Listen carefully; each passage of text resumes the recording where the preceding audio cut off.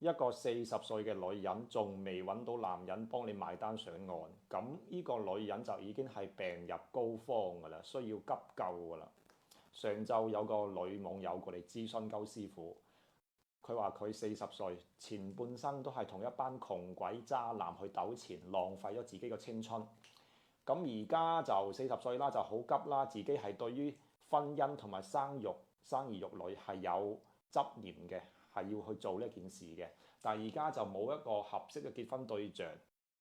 應該點做好？其實呢一紮女人一睇就知係佢自己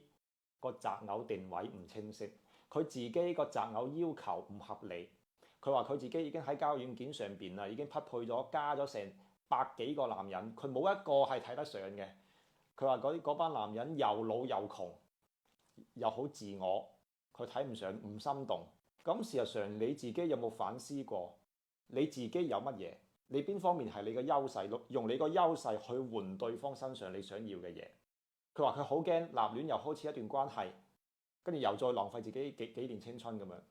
我同你講，你40歲你就唔好同我講青春啦，姐姐。我哋已經冇青春啦，40歲就唔好講青春啦，已經冇咗啦啊！你想要揾一個有一定經濟能力，你話你對婚姻對生育係有執念嘅話，必然係需要揾個經濟條件唔錯噶啦，到時生兒育女可以承擔到養到小朋友嘅，必然係經濟水平有翻咁上下。咁如果你40歲，你揾一個經濟水平有翻咁上下，起碼係50歲以上嘅揾一個咁嘅男人。但係呢一紮男人就係佢話齋又老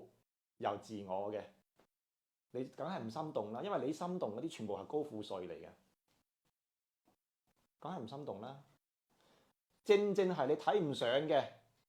嗰批男人，就係適合同你喺埋一齊結婚嘅。